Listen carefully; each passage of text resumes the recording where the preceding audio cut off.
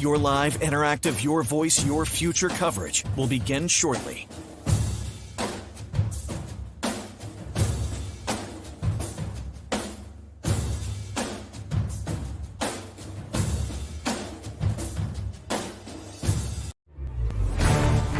Your voice, your future coverage with CBS 13 News starts right now.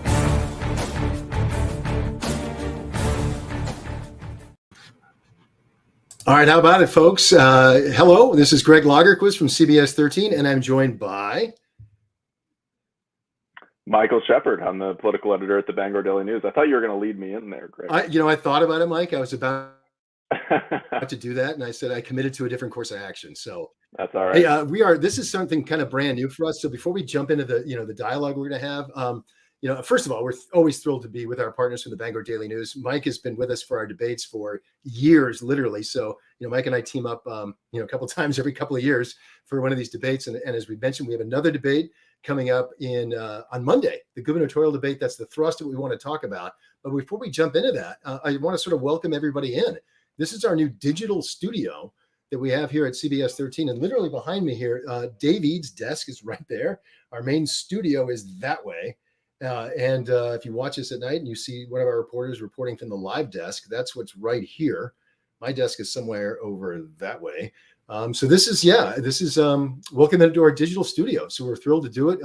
People are following us, I think, live on our Facebook page, on our website. They're following us on the Bangor Daily News's Facebook and social media sites. We're on Twitter, we're on YouTube, so we're all over the place. There goes David right there. I got to figure out which finger to point with. We're thrilled to do this and have this conversation. Again, Mike, you've been doing this for a long time. The Bangor Daily News, I know you guys dedicate a ton of resources and effort when it comes to the political season, and this year's no different. Yeah, that's right. I've been here as a political reporter and now editor since I've been here as a reporter since 2015 and been doing this job now for 3 years. So it's a lot of preparation, it's a lot of work. A lot of planning, and we are 3 weeks from our Super Bowl here now. So it is here it comes. Getting real. And as you'll notice, folks, as you're kind of tuning in, we have that scroll that we are running on the bottom of the screen there for you that's sort of asking you, first of all, remember when our debate is, which is next Monday at 7:00, our gubernatorial debate, and also asking you questions. We'll pop up questions like you're seeing on your screen right there. Where are you watching from? Let us know. Where are you tuning in from? Are you York County, Cumberland County, Mid-Coast, up near the Augusta area, Bangor, wherever you are, we want to know, kind of jump into the chat, let us know, and jump into the comments as well. And again, the thrust of this is we're trying to figure out exactly what it is that you want to have talk about. And, to lift the veil a little bit here with Mike and I are the main editors of the BDN CBS 13 gubernatorial debate. But we haven't written any of the questions yet. If people wonder, do you write these questions weeks or months in advance, Mike, we can tell them for sure. That's not the case. We try to be topical. We try to be immediate. And that means, frankly, we don't have questions written right now. Right. We know kind of generally what the subjects are that we can cover and how much we can do in an hour, right? But it always is shorter than you think, as you know, Greg. So we'll have a lot of things on deck that we never ask, and we will hope to hit the big issues. That's for sure. And I'm excited to I just said this is our new digital studio. I just testing to make sure I know what I'm doing, which is always a good question. I just called it the Bangor Daily News's homepage right now, as you can see. This is actually, I think, your politics page. So we can kind of scroll through some of the things as we talk here. And we understand already we're getting some people jumping in the chat. So that's awesome. Before we jump into some of the questions and comments that we're getting from people, Mike, let's go ahead and talk a little bit more about how this race is shaping up. I mean, again, this has been one of the interesting things about this, and here's Donna. Donna from South Portland actually has a question. I'll get you in just a second. And Anita's jumping in from Tabasco. Keep it coming. We love seeing this. And here's Marie from Sanford. All right, awesome. We try to cover all sorts of different issues. We try to make sure that we understand exactly what it is that people are caring about and talking about, and then that's what sort of drives what we do. Like you've been saying, Mike, I've been doing this for 25 years as the main moderator for political content here at CBS 13. And, I'm always amazed at how it changes. And one thing about this race is we feel like we know Janet Mills and Paula Page, right, Mike? I mean, they've been around, but they've never faced each other on a ballot before. That's right. I mean, these two go way back. She was the attorney general for 6 out of his 8 years as governor. It clashed in Augusta, right? She had control of kind of the legal apparatus, and he wanted her to do certain things and that she didn't want to do. And it was kind of a battle of the Titans in Augusta for a while. Obviously, her 2018 win was marked in part, in large part, due to her wanting to overturn much of the LePage legacy. So much that even before she took office, he was teasing another run. So we've seen these two debate, particularly since 2014, 2015, but this is only the second time, right? We will see them on the same stage on television, and it's going to be really interesting theater to see that, I think. Yeah, it certainly is. And again, this is the people's opportunity to hear from these candidates. We've already had a couple of debates, and at times have been a little bit heated. I mean, this is I think the interesting thing about Janet Mills and Paula Page is that both of them are, what you see is what you get, quite frankly. I mean, I don't think either one of them comes across as a super polished politician who's sort of wedded to these talking points. And I think it can get them in trouble sometimes. And perhaps Paula Page has more notoriety for that. But I think both of them are candidates who are, known, I think, to at least certainly to their supporters as being straight shooters and people they can sort of count on to not be sort of a polished, canned in a box politician that doesn't feel genuine. And I think that's something that helps a candidate in particular, and here in Maine, but I think anywhere. And I think it's something that's true for both of them. And I do want to remind all those who are joining our chats, we fully understand that a lot of you have really strong opinions about who you like and who you don't like. That's awesome. That's what it's about. Obviously, Mike and I are going to keep it focused. Our job is to sort of be the referees in the game and not be in the stands. So try to keep it clean if you can, folks, as you jump in for your comments. But I'm seeing people from all over the place. We're seeing people, Mike, from Rumford's, South Portland, all over the area. People are jumping in. So it's been awesome to see. Douglas saying he's in here from Rumford, Sandra from South Portland. So we've got some great comments and people jumping in. So again, we want to, as we talk about what's going on and what are the issues that are important, Mike, I find that a lot of times the candidates sort of self-select the things that are important that they want to run on. Clearly, this time around, if you don't talk about the economy, you're missing something. Everyone's talking about the economy. Voters are concerned about the economy.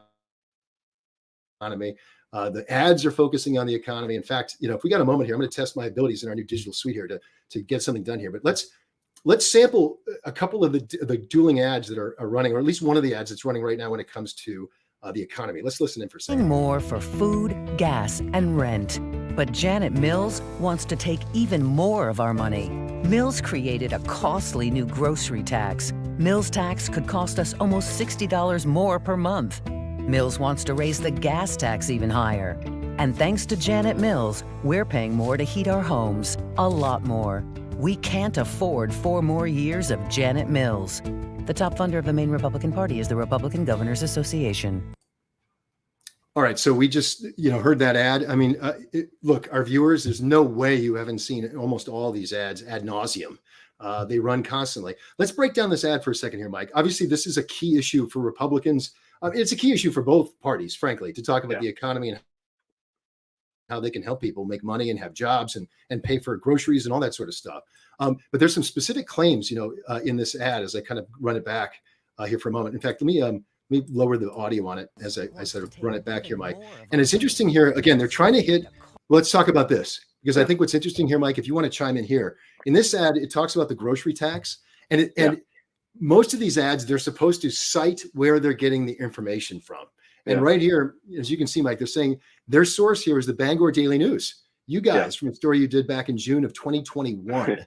What's your take on this? You guys did a story on this. What's your take? Yeah, I mean, what you see here, this is not literally a grocery tax. What this was a bill that's aimed at shifting the cost of recycling from cities and towns and individuals to the producers of packaging. So it's a stewardship program. But there was an analysis back at the time this was being debated in the legislature, a bill passed mostly by Democrats. Although interestingly enough, the former chair of the Maine Republican Party, Rick Bennett, now a pretty moderate senator from Oxford County, was one of the driving forces behind this bill. So that's what it was. There was an industry study that said it could raise monthly grocery bills up to about $59. So the ad kind of cleanly reflects that. Obviously, it's one study, the kind of extreme end of it, but so that's where it came from. Yeah, and again, this is the kind of thing that I think resonates for people when they see this kind of ad. But is usually the case. I don't think this is any surprise for anyone who's joining this, our live chat here. That political ads tend to take a kernel of something and look for worst case scenarios or to paint the worst possible brush on something. That's not a surprise for, I think, our listeners and our viewers and our readers to understand that, you sort of got to watch these political ads with a little bit of a grain of salt. For example, the gas tax, here we have, again, the ad shows, presumably somebody from the Mills administration ripping money right out of somebody's wallet. And that's a pretty powerful image. Yeah. Right. But you guys talked about this too. I know we've analyzed as well, but you guys especially did an analysis of this. My understanding is that Janet Mills has publicly said she doesn't support a gas tax. What's the basis of the ad in your take here? Yeah, you see the reference here to a report that was developed by the Mills administration, and this is really a report that outlined what Maine would have to do to meet certain electric vehicle goals. And what the report concluded was that Maine needed more money to do it. And what they said at the end of the report was one thing that we could do to get this money is raise the gas tax. So they said we could do it. Said it was one source of income. But the whole conversation about transportation funding in Maine and kind of shoring that up for the long term has bogged down in part because no one wants to take the political heat, right, for raising the gas tax. Therefore, and that's Governor Mills has not taken the plunge, even though some, even in the trucking industry, construction industry, want her to. She hasn't taken that plunge. She opposes a higher gas tax. Yeah, and it is interesting how sometimes these things can be. Let me go ahead and remove that one. And we'll get to that in a moment here. But one of the things that can be interesting here is that candidates and politicians can kind of change their minds on things. I remember Paul LePage himself years ago had talked about broadening the sales tax as a way to sort of ease the burden on Maine taxpayers and sort of shift some of that burden away to more, frankly, out-of-staters and tourists and people from away. And then they sort of moved off that. So we've seen both of these candidates at times take different tacks when it comes to trying to raise revenues and to try and pay for things. So again, hey folks, again, if you're joining us here, this is a live Your Voice, Your Future conversation. Michael Shepard, Gregg Lagerquist, we are joining you live right now on Facebook Live, on our websites, on social media, to sort of get 2 points across. One, like Holly, thank you for watching from Auburn. Great to see you. To get your take on things, we do want to hear from you. We want to hear your questions, understanding that some of you are going to say, ask them this, and it's a very biased question, and obviously we can't ask them that, or or name calling, you're a moron, or something like that. Obviously, we're not going to go there either. But we do want to know where people stand, and we respect, if people have strong opinions. But we're obviously not going to go there in some of these cases. But it's also a chance for us, as you can see on the bottom of the screen. We do have a gubernatorial debate. Mike Shepard and I will be the moderators between Janet Mills and Paul LePage coming up next Monday at 7 p.m. for 1 hour. CBS13. You can also watch it streaming live on the Bangor Daily News website. This is a chance, though, to mention, before we go on to some other comments, too, that we do have a third candidate in this race. And as I kind of go through here, I'm going to go ahead and call him up here. And there it is. That is the website for Sam Hunkler. For those who don't know who Sam Hunkler is, he is a physician from down East Maine, and he's an independent in this race. Mike, maybe talk about, let me actually, before you jump in and say a word about the independent in the race, you may be wondering why he's not at the debate. We have a threshold. We have a candidate criteria that we at CBS13 and our partners at the Bangor Daily News have put out literally for years, saying that a candidate needs to get to 5% in a publicly published poll in order to be invited to the debate. And of course, we had a discussion about, if you're on the ballot, you want voters to know something about them. On the other hand, if a candidate is not truly viewed as having a great chance of winning, is it really beneficial to the voter and the viewer to dedicate a debate, which is obviously precious time, giving 1/3 of the time to Mr. Hunkler. Hunkler, so that Dr. Hunkler, I should say, is the polls that we've seen, Mike, I think are having it 1%. So he did not make our threshold of 5%, so he was not invited. Yeah, he has time. I mean, we have until Monday, and the invitation's out. If he hits 5% in a poll between now and then, it's probably unlikely, but that's where we are today. I'm glad you said that. I literally had a conversation with Sam Hunkler yesterday about this topic, again, informing him about where things stood at the moment. But there was still, that if he asked me, and I'll tell our viewers what I answered. He asked, what if I get to a 5% this week? I said, you're there, you're invited. That's our criteria. It would be difficult if suddenly we had a poll published at 5 p.m. on Monday, 2 hours before our debate.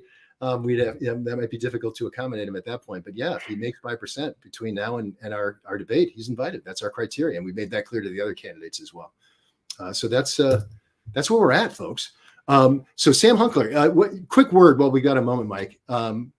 Anything that stands out that people should know about Sam Hunkler? I know that he's, as I kind of scroll through his website, and he does have a quick little blurb, as all the candidates do, giving sort of a biographical blurb on who he is and what he's doing. But anyway, anything to add about Sam Hunkler? Yeah, he's an interesting guy. I mean, he served in the Peace Corps. He's a doctor, a family physician from for Beals. He's someone who has a compelling life story for sure.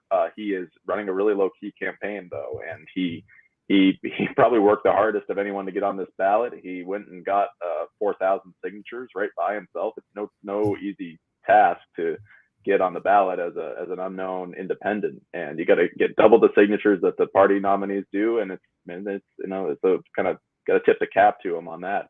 It's not easy. But he's running, he's running a shoestring campaign. He's put about $4,000 into it the last I saw, and I think most of that's his own money. Okay. Yeah, it's his own money. Yeah, he's not raising any money from anyone else. So this is a very homespun shoestring campaign. His views are kind of all over the map. He's someone who leans generally progressive on social issues, but skeptical of COVID-19 vaccines and mandates. So somebody who looks like he should draw relatively evenly across the electorate. If he gets 1%, he doesn't look like a super spoiler unless this is a really close race. So I think that's kind of looks like a pretty small factor so far. Yeah, I think so as well. It is worth noting again that Paul LePage, in his 2 previous times he was elected governor in Maine, it wasn't a plurality race. We had 3 major candidates on the ballot, including an independent, Elliott Cutler, who obviously is in the news for very, very different reasons over the last year or so. But in those races, it was a plurality race where you had a very strong independent that was a major factor in the race. And Paul LePage sort of emerged from that scrum of 3 strong candidates to be the winner. Also, I'll point out, for those who don't know this, obviously Maine is a ranked choice state. And that's true in federal races. That's true in a lot of local places, like Portland has ranked choice voting. Because of Maine's constitution, ranked choice voting cannot be used for the gubernatorial race here in Maine. So even if let's say that Sam Hunkler were to get to 20%, just to throw a number out, there would not be, and no one got to 50% as a result, that wouldn't matter. Whoever had the most votes, whether they're at 36% or 52% or what have you, whoever has the most in that scenario in the Maine's gubernatorial election, they win. That's right. So if he does go up higher than 5%, he could be a factor. But right now, looks relatively small, and we'll see how it winds up. Yeah, I think that's exactly the case. So as we've been saying, we've got a lot of stuff going on. I'm literally, as we talk and present, as I mentioned, if you're just tuning in, this is Michael Shepard and Gregg Lagerquist. We are the moderators of next week's gubernatorial debate that'll air right here on CBS13 and stream on the BDN's website. It's next Monday at 7 p.m. as I guess we're showing that scrolling at the bottom of the screen. And we are also introducing you to our new digital suite, our Digi Suite, as we call it. Mike has the benefit. He's at his home right now, and we're here in our digital suite here. But it's amazing. Everyone can do this from wherever these days. But what I've been amazed at with this new ability to do this is, we've got this fascinating website here. That I'm just kind of learning how to present here. So right now I'm actually trying to see if I can call up a different webpage and go back to the Bangor Daily News. So in fact, I can. So the hope here is, folks, again, we hope this is a way to sort of share information with you. We know that you can pick up the Bangor Daily News, still literally the paper copy, which I still love. Actually, I love, there's something tactile about a paper. But obviously most people consume their news on their phone and on their digital devices and what have you. And so you can get us anywhere. And we know a lot of you are on social media, so if you're watching us now on Facebook, you're watching us on Twitter, if you're watching us on our YouTube channel and whatever, wherever, this is a new way for us to interact with you. And we like the fact that we can do it in this sort of more, I don't want to say fancy because that's not really the point. It's a more honed and a more polished way that gets a lot of the information in ways that I think people are used to consuming information with, with these, we call it a ticker running at the bottom of the screen, the ability to call up videos for you and all of that. So that's what this is about. And I want to thank those who are, I've seen, and Mike, let me just throw it out. I see in the chat, we've had a lot of disagreements about whether or not abortion is a major issue here in Maine. There's been some people arguing about it in the chats. That clearly is an issue, though. How much of an issue, how much of a factor? I think that's a debate, but it's an issue for sure. Yeah, I mean, the issue polling on this has had abortion, in that 2, 3, 4 slot when you look at Maine and you look at nationally, and I think that's about right. I think this is clearly an election that's marked by what we're seeing in the economy: high cost inflation. I'm getting my oil tank is getting low, and I'm worried about paying that myself. So I think we're all experiencing this, right, in one way or another. Some of us more than others.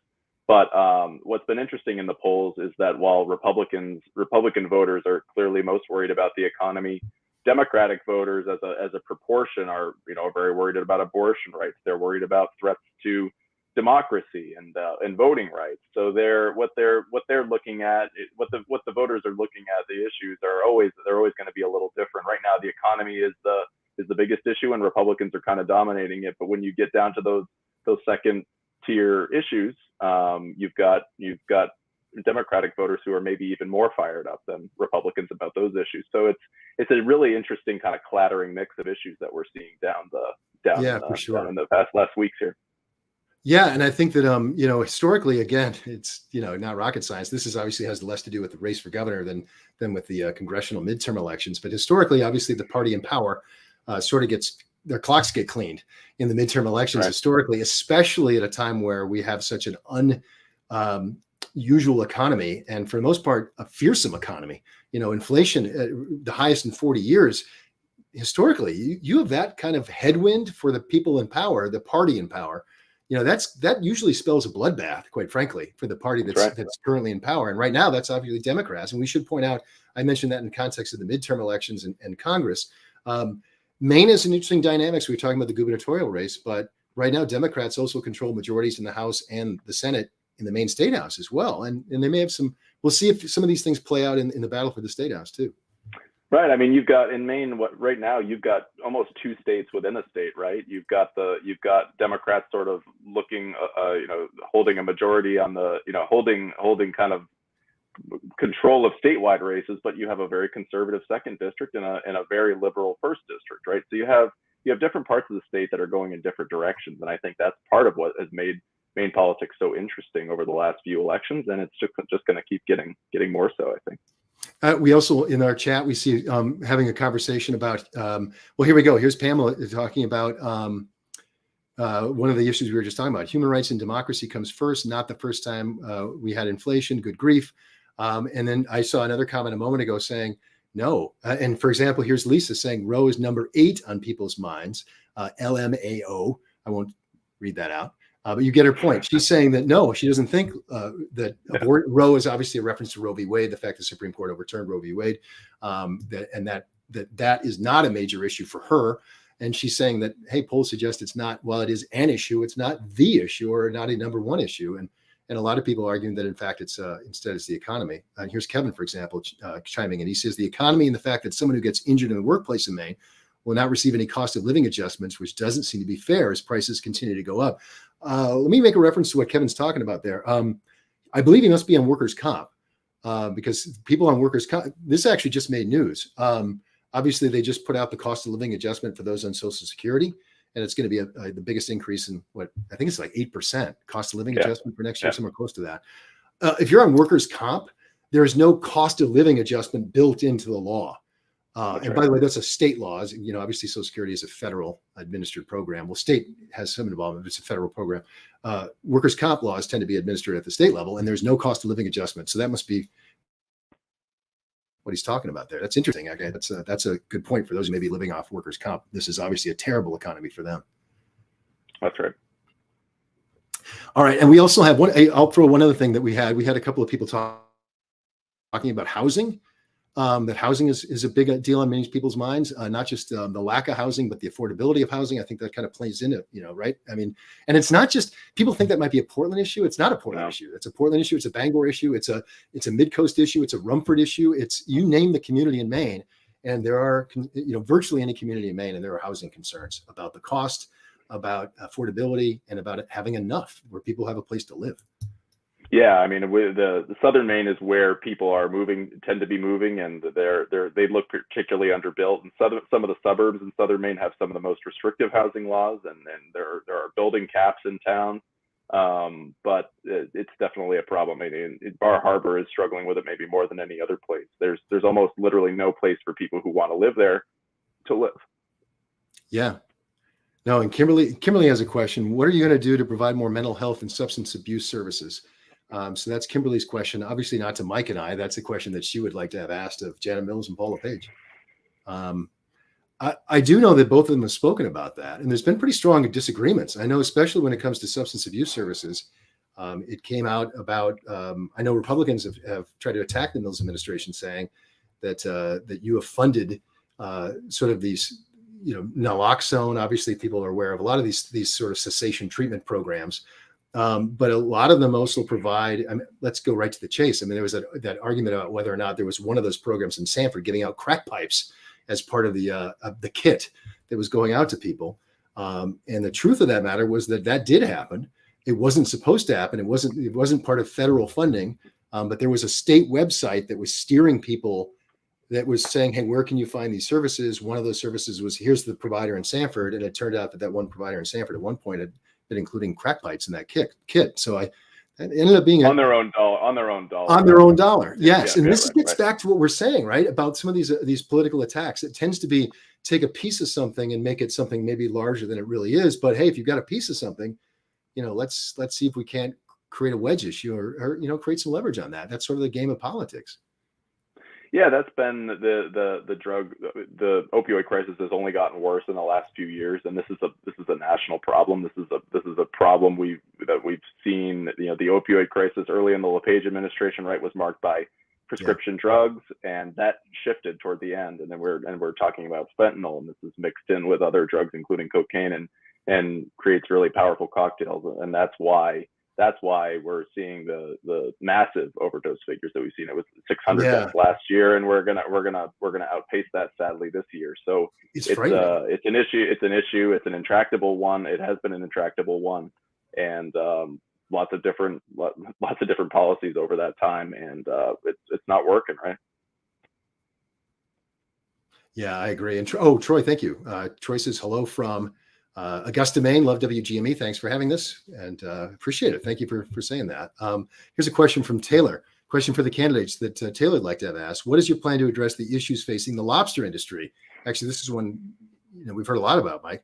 This is a real-time local issue which deserves more attention, and what the candidates plan to do to lessen the impact on the lobster, restaurant, hospitality industries, and the communities that depend on this industry on multiple levels. Yeah, a long question there from Taylor, but she hit all the key points there. This isn't just, lobster was $700 million at the docks, I think, in 2020 or 2021. I can't remember which year, but it's a huge industry. But there's a huge trickle-down effect. That kind of money coming into the Maine economy supports restaurants, and then supports business like a gas station that may be near the docks that pays the lobstermen are gassing up their boats for. I mean, this is a huge impact for the state of Maine. Yeah, and this is a huge issue, right? Because it goes to all sorts of things, right? We're not only talking about we're largely talking, right, about federal rules that are aimed at protecting the endangered right whale, that are limiting lobster fishing. They're trying to put new gear in. They're limiting fishing at certain times of the year in certain areas. But we're also talking about offshore wind, right? The Mills administration and the federal government are looking to develop the Gulf of Maine as an offshore wind resource, and that development has been sort of pushed out by the state government. There's been a lot of pushback, and you sort of uniquely, right?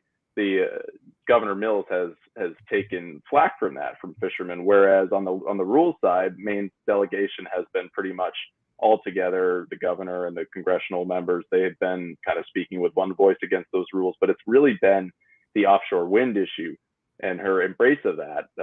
LePage opposes it. The congressional delegation is getting more and more skeptical of it.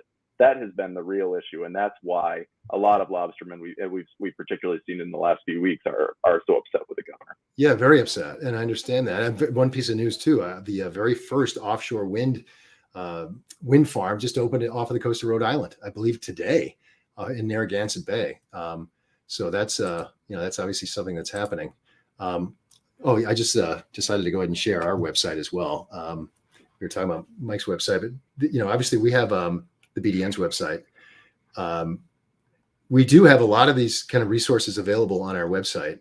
Oh, great. Thank you. I should give a shout out to Matt, our web producer.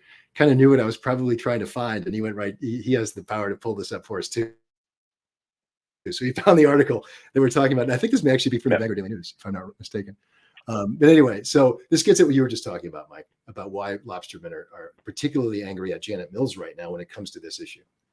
Yeah, and we saw last week as well that there was a lot of chatter about the way that the state is fighting these legal battles about the lobster rules. They're an intervener, right? Basically, they're helping the lobster industry in their lawsuit and a key lawsuit against the federal government.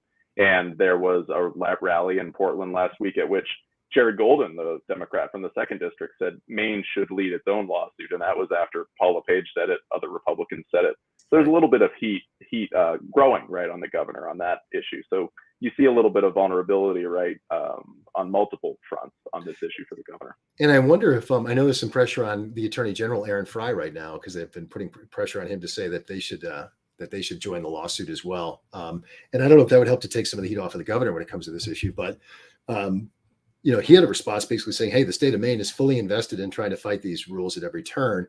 But this specific lawsuit, I don't believe that the state of Maine, and that would be the Attorney General who actually files that, which interestingly enough, if I can go, let's let Troy jump in here real quick, and then I'll see if I can remember the point I was going to make. But he says, I have one question. If LePage wins on November 8th, what does that mean for abortion rights for women in Maine of 2023? Okay, so that was one of the questions that we were just talking about, that abortion is still an issue for some. We saw in the chat that others are saying, no, it's not. But again, that's what's interesting, right, Mike? I mean, different issues drive different people to the polls, and that's the whole point of democracy. What do you care about? What is it that you want to know? What is it that really drives you and your family and your community? And then that can inform your vote. And I mean, people have the ability to have extremely different opinions on this, but we all do it through the same way. I mean, Mike has one vote, I have one vote. At the end of the day, we're going to go to the election and we're going to vote too. And it's one vote. And that's the power of our democracy, is, whatever drives you. Yeah, and to answer Troy's question, I mean, I think the candidates are going to give you different answers on that, right? The first debate, right, on Maine Public early this month was kind of marked by an exchange between the governor and the former governor on this topic. And Paul LePage, when he was in office, he went to anti-abortion rallies. He was vehemently, said he was pro-life, right? He didn't move forward bills on that topic, in part because the Republican caucus that was in power for the first 2 years of his administration, there were actually a lot of pro-abortion rights Republicans at that time. So nothing really moved forward. Now, if Republicans do win the legislature and Paul LePage is elected, that there's more of a likelihood that they'll all agree on this topic. And this is really what's framed the debate over the topic. They've kind of edged off of harder lines on abortion, and Paul LePage, right, it was kind of a surprise in that first debate, right? He said he would veto actually a 15-week abortion ban that has been proposed nationally, right, by Senator Lindsey Graham, and it was kind of a labored exchange, but it was a labored exchange, but it resulted in kind of a surprising outcome. So that's what dominated the headlines out of that one. And if people may have missed it, Paul LePage was speaking at the Boys and Girls Club Portland, I think it was yesterday actually, and he sat down with a group of kids, and first he talked about why it was so important. He talked about his background, obviously growing up homeless for a time as a child in Lewiston, and how much mentors meant to him growing up. But then he had a little Q&A with maybe a group of like 6 kids. And one of them asked shyly, about abortion rights, where he stands. And he was very clear in his answer that, look, there's a law in the books that was here long before I was governor. It'll be here after I'm governor. It says protecting, the exceptions for rape, incest, life of the mother, viability of the fetus, et cetera, et cetera. And he said, look, I'm not really qualified to speak on issues of viability. That's a doctor that discusses that. And I've never waded into that because I don't pretend to be an expert and I don't plan to go there. So I do believe he's been at pains to try and project, especially realizing that polls are clear. The average person in Maine is supportive of at least some abortion rights. And to be strongly anti-abortion is not really a winner with the electorate of the state of Maine. And I think he's been at pains to try and paint himself. But I think Democrats are saying, look, as you were just pointing out, look where you were over the years. You can't suddenly be a different person. And he's saying, no, I've never had to go there. So you're trying to paint me as something I'm not. So that's been sort of the dialogue that's been going back and forth. Right. I mean, what we've got is Go ahead. No. Say what you're going to say. Then I'll go to. No, what we've got is his record, and what we've got is what Democrats are saying of it. How LePage is responding to it. We've got him on the record saying he would veto that law, right? And we'll see what happens, right? If Republicans are in the good position, right, of having a crack at the majority, and then we'll see what they put forward from there if that happens. Yeah, and Dorothea is saying something I think that resonates with a lot of people. She's saying, I so detest those negative political ads. Earlier, you explained the basis for negative ads against Mills. Could you do the same for negative ads that are running against LePage? Yeah, I mean, that's a valid question. Let me see what I got in the queue here. You know what? We had one on abortion, but it's not. I'll give you an example here, folks. Oh, that's the wrong click. Actually, I took it out of the queue because it wasn't. We had some problems loading. We had some problems here, right? Yeah, we're experiencing some of the limits of technology. We do have some of the other. Well, let me jump to another ad because somebody asked about the ad. So let's take another quick sample of another one. Education department was teaching kindergartners radical transgender policies. Now it's pushing a curriculum telling students they're racist if they use certain terms. All lives matter, mass incarceration, calling the police on black people, all racist. Now there's that ad. Now watch this, folks. LePage keeps telling outrageous lies about Governor Mills and what's taught in our schools. The people of Maine know me, and they know BS when they hear it. And so what I found interesting about these two, and these are both 30-second ads. I just played, I think, about 15 seconds of the one. We just played about 7 seconds of this one. Anyway, the point is, it's interesting when you suddenly have dueling ads, right? I mean, you don't usually have. You don't often have ads where one candidate will say one claim and then the other candidate decides to directly respond to that claim. I think when you see something like that, it speaks to the idea of like, okay, maybe there's some heat to this fire in terms of at least a topic that they both want to talk about. And I think this issue of education has been interesting because Janet Mills, obviously, and I'll play this. The truth? Mills raised 5 daughters who went to Maine. She's talking more about how, I protected local controlled schools. That's been a powerful thing for me. So the Republicans are trying to run these ads saying that I'm bad for schools and that I think the Maine people, frankly, wanted to put, quote, woke politics into our schools. That's not where I've been. I believe in local control. I do think, though, Republicans feel like this is an issue that they've got some leverage on. And because of that, in that other ad, I mentioned that Moose website. For those who don't know, Mike, that Moose website was a website set up by the state of Maine. I can't remember exactly what Moose stands for, but it's Maine, I think, online access basically for educators. And they created it during the pandemic as a resource for teachers to sort of access it. And there was that one ad that came out, it was an ad that the Republicans put out in May, pointing out that there had been one module on that website that talked about transgender, and it was targeted for kindergartners. And there was a little bit of a kerfuffle over that. And it was removed from the website at Janet Mills' apparent support that they thought was, look, while we think it's laudable to support people in the transgender community, we think it's wrong to have this module, this educational unit targeted at kids as young as kindergartners. What I think is fascinating here, we did research on this. I know you did research as well. To the best of our knowledge, that website was supposed to be like a resource, a clearinghouse of videos and modules that people could kind of use for online learning. The best we could determine, that particular module involving transgender issues for kindergartners was never actually taught in a Maine school. It was there, though. And then that's where you can see the push-pull from both sides. One side saying, well, what's that doing on our website?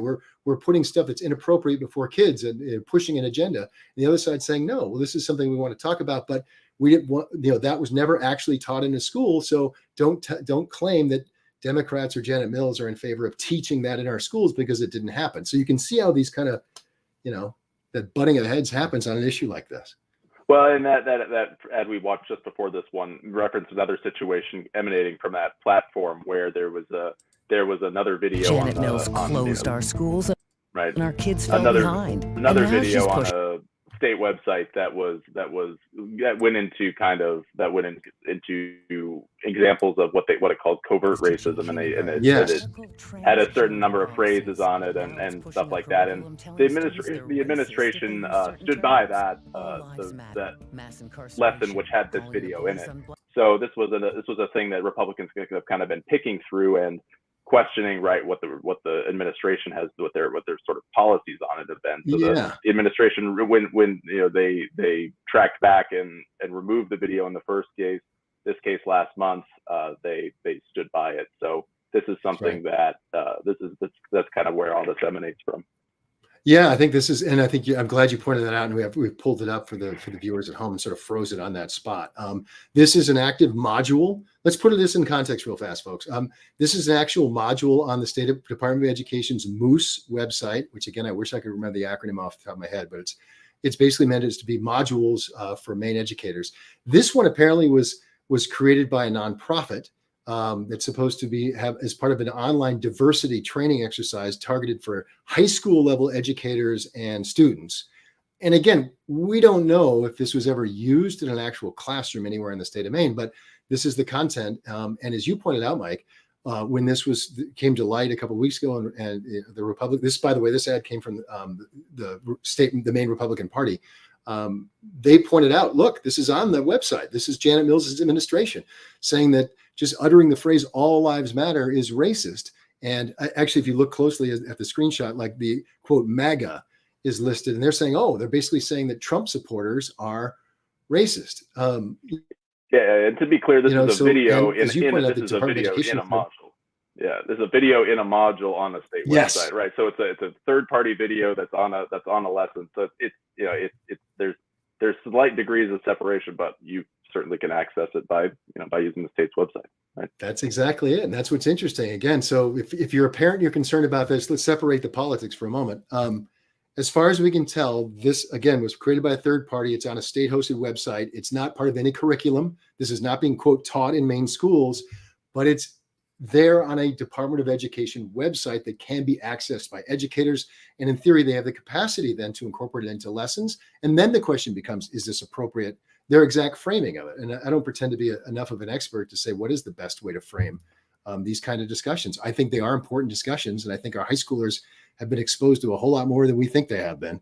If your high schooler has a phone, believe me, they've got access to a whole lot more than you think you can control. I've got 3. I got 1 high schooler and 2 in college. So I don't pretend to think that I have any control over everything they're seeing and hearing at all times. But I understand why parents, there's a pushback nationally, and we're certainly seeing some of that here in Maine, where parents are saying, I'd like to have some control over that. And it matters to me.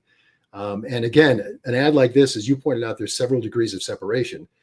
This is probably not, to our knowledge, this has not ever been taught directly in a Maine classroom, but it's there on the state's website. So that's where you get some of these political ads.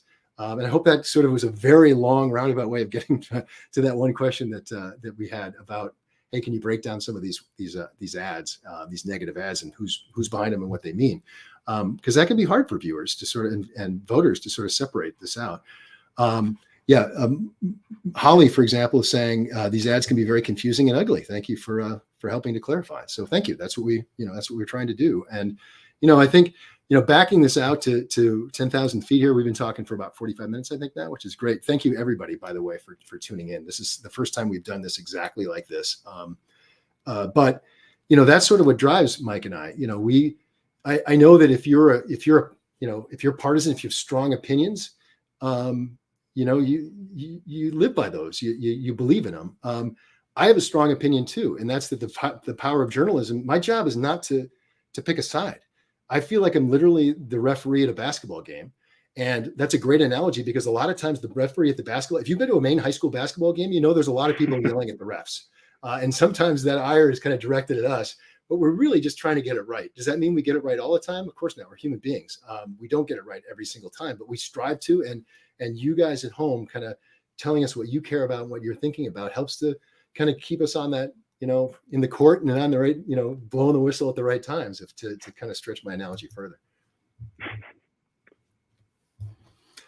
Hey, so we've been going on for about 45 minutes. What I'd like to encourage everyone who's been participating in this conversation, we've gotten some great questions. We're going to take some of these questions, and literally, we're not just blowing steam here. We're literally going to kind of curate and go through your comments and kind of see what pops out. And there's a chance, though, folks, we may follow up with you. If you've joined us on Facebook, we may send you a note saying, "Hey, we like your question. Would you mind looking into a camera and saying it for us, and we may use it in our debate." So we haven't fully formed that idea, but that's one thing we're thinking about doing. If you've been participating here today, we'd love to, I guarantee you that some of these questions that you have given to us tonight, we're going to use on Monday, either by your name or by if we've got, let's say we got 6 people asking the same question, we may kind of, do an amalgamation of that question and sort of ask it that way. So, Mike, any closing thoughts as we sort of like, kind of wrap up our first ever Digi Suite live